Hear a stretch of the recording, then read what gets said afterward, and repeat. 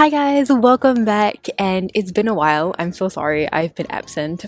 Okay, it's very windy today and I'm sure you can't even hear me talking, so I'm gonna move. People are gonna judge me, but whatever, I'm just gonna sit here.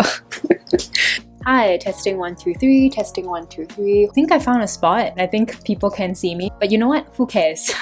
Today I wanted to talk about a few things that I've learned over my 3 years here at Yale University. Let me just say that all these things I don't think are specific to Yale. I'm just saying this is what I've learned while being here. So grab a cup of tea, grab a snack, because I'm just gonna be talking and this is gonna be a long video. So let's get started.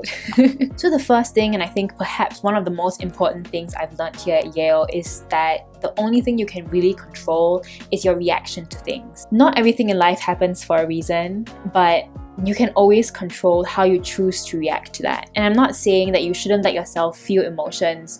I'm saying to cry, to feel upset, to feel angry if something bad happens to you, but after that, just let go and move on. Don't let that thing take control over your life or to cloud your thoughts day after day or week after week or month after month. The second thing that I've learned is that success is a product of daily habits and not once-in-a-lifetime transformations.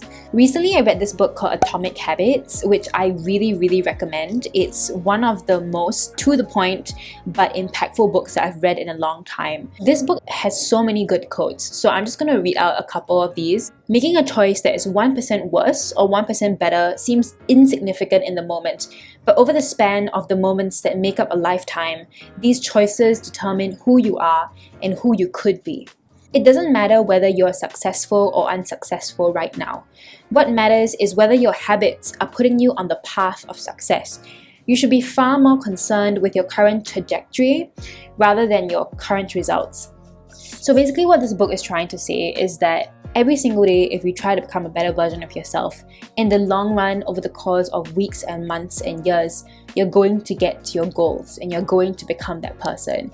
And I think I really started to experience that over the course of these 3 years here at Yale, because I've really learned how to break my goals down into habits. For instance, if I want to improve my Spanish over 1 year, then I would break that down into daily habits. That might be watching one Spanish video a day and taking notes on that, or it might be making sure that every single week I have a 1 hour long conversation with a Spanish partner, So it's breaking goals down into habits means that in the long run, you're going to reach those goals because every single day you're doing a little bit better and you're improving yourself. Hey guys, post-editing Vic here. I finally am getting around to editing this video after 3 months. Since this video was filmed 3 months ago, one of my favorite YouTubers, Rowena Tsai, released a bunch of videos talking about why it's more important to build systems and habits, just like what I'm talking about in this last point, as opposed to setting these big gargantuan goals and making drastic changes in a short amount of time. And so I'm going to link a couple of the videos that I really like from her talking about this in the cards and down in the description.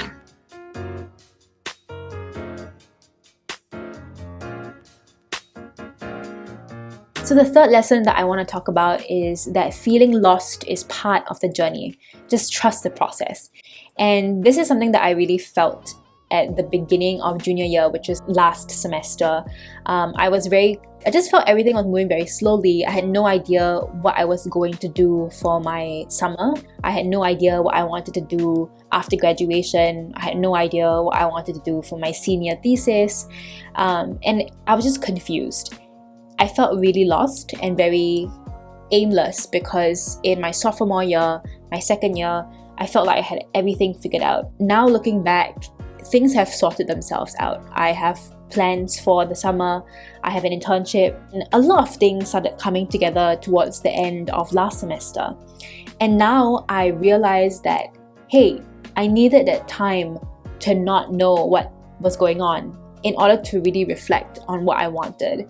And I think in life, we just sometimes go so fast that we don't give ourselves time to slow down and really think about where we want to be and where we are headed to next. And the thing is, that part of life is essential as well. Being able to slow down, feel lost, feel confused, and be okay with that. That's not to say that you shouldn't be trying to figure a way out of that uncertainty, but that part of life you cannot avoid. And I think we shouldn't be trying to run away from that, because it can teach us very valuable lessons about who we are in that moment that you are feeling confused and about where we want to go. So listen to yourself in those moments and just be okay with feeling lost, because all the times in my past where I felt confused about my future, things have always worked out. And I think just to embrace those moments and believe that there's something better coming your way. Point number 4 is to always be humble. You're in university to learn, or in fact, you're in the world to learn. You can bet that no matter how much you accomplish in life or how advanced you get in your field, there's always going to be more that you can learn. I guess why I'm saying this is because I've witnessed a lot of times people getting defensive or feeling afraid to admit that they don't know things. And I think this was definitely me at the beginning of Yale, like when I was in class. Especially when I was taking like senior seminars with all these seniors and I was like the only freshman, I would be so afraid to ask questions because of the fact that I felt like I was the only person who didn't know what was going on. But now looking back, I realized that I could have learned so much more in those classes if I was just not afraid to stop the conversation and be like, hey, who is that theorist that you're referencing? And that's what I do now in my classes. But I think if I did that more at the beginning of my Yale career, then I could have learned so much more and grown so much more from the classes that I was so afraid to ask questions in. Okay, I'm back again. One thing I realized that I forgot to say is how being humble is not just admitting that you don't know something, but admitting and being willing to see your flaws in a very objective way and accept critique, feedback, and learn how to grow from them. So for example, I have had the great honor of leading 2 different clubs that I'm part of. By being the co-president of these 2 clubs, I've really learned how to see how my leadership style actually has a bunch of flaws or, can be improved upon. So for example, I tend to be someone who is as a person, just very meticulous, very responsible. So I have very fixed ways of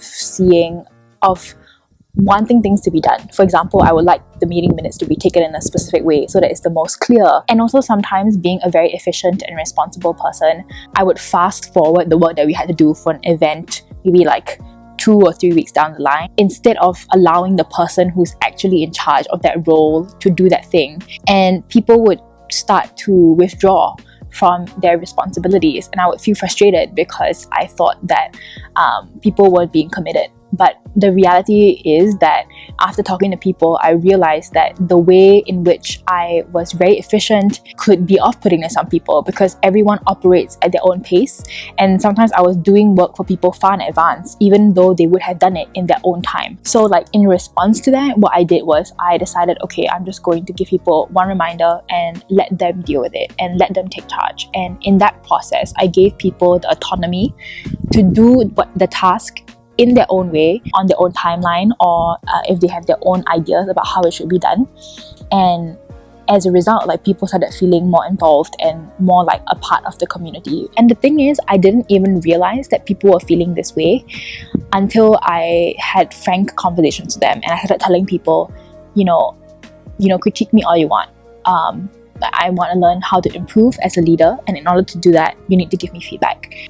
Also, I just wanted to add that I don't think it's just flaws in my leadership style, but also flaws in myself as a person and how those character traits can sometimes leach into the way I lead. For example, I am the kind of person who is very direct.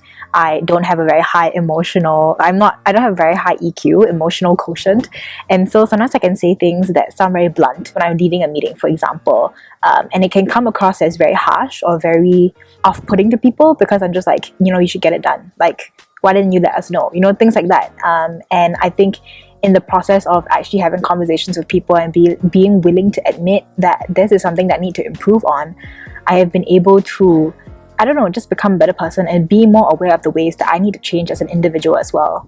And so I think that process of being humble is also about being able to do that, being able to see that you're not perfect as a person, and that's okay. Number 6 is a very big life lesson I've learned here, and that is, it's always better to try and to fail than to not try and to regret. I can think of so many different situations here at Yale whereby I have second-guessed myself, whether I should do something, and I ended up doing it, and I was so happy I did. And at the beginning, I always hesitated because I was afraid of failure and afraid of things not working out. But when I ended up doing it, I learned so much from the process and I gained so much more. I want to talk about two of these situations. The first one was when I decided to found two clubs, Green and Eco, which are the two clubs that I'm now in charge of. And Green and Eco have played such a big role in my life. But I can remember when I was thinking about starting Green in the second semester of my freshman year. That was like 2 years ago. And I can actually remember talking to 3 of my closest friends about it, telling them all my ideas, showing them a recruitment poster that I had done up, and like telling them like, I don't even know why I'm trying to do this. I'm so sure that no one's going to be interested. There doesn't seem to be anyone at Yale into the environment. So is there a point even starting this club? My friends that I was talking to about this were like, just do it. You know, you never know what might happen. And so I did the posters up, I put them around, and I got my first couple of people. One of them became my co-founder alongside with me, and we basically grew Green from scratch, from nothing. Green is now, I would dare say, one of the most impactful environmental clubs on campus, and we've worked with residential colleges. A lot of people know our name. We have done so many campus-wide projects, and this is all after 2 years. If I didn't take that first step, none of this would have become a reality. And it's the same story for Eco, but I think it was a bit easier to start Eco after knowing and starting Green. The second situation that I can really think of when I was afraid to do something but I did it anyway was traveling solo to Mexico. My solo trip to Mexico honestly is one of the best experiences I've ever had in my life, and I'm gonna be releasing a video, as I mentioned, real soon talking about that. But I'm so glad that I went. It really made me realize that I'm capable of so much more than I ever thought I was, and in fact so much more than other people think I was capable of as well. And I'm so glad I did it, and now I'm never going to spend the rest of my life wondering if I could have done it, because I did it and I learned so much from that process. The thing is that in these examples that I've given you, I haven't really failed, and yeah, I think I've just been really lucky in that I have not really experienced huge failure for some reason, which I'm not exactly like proud of or anything. I think failure is completely important and is a very necessary step for you to be able to grow. Failure is essential for you to become more resilient as a person. And so I think my point is, even though I personally, in those examples I gave you, did not fail per se, I think if I did, I would not have regretted doing those things anyway, because I would have learned so much in the process. I guess basically what I'm saying is to not let fear hold you back from the things that you really want to do in life. The next life lesson is such an important one, and that is productivity is so much more than just work. There is a culture here at Yale, and I'm sure every university, because I've spoken to friends from other schools who experience the same thing, whereby busyness and mental exhaustion is worn as a badge of honor.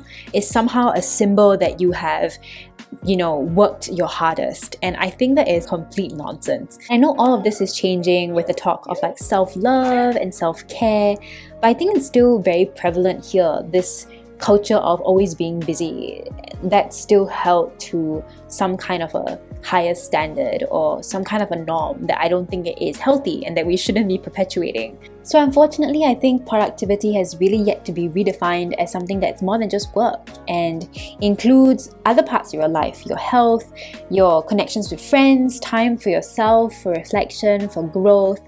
After I took the time to inculcate daily habits that allow me to work on those other things and to not feel guilty about the time that I spend on myself and doing things that are not productive in the traditional sense of the word, that was when I started feeling like my life had a lot more meaning and started feeling a lot happier as a person. And the second part of that, I think, is recognizing that life has its hills and its slumps. It's just as productive to take the time to slow down and reflect and think about how you want to move forward in life.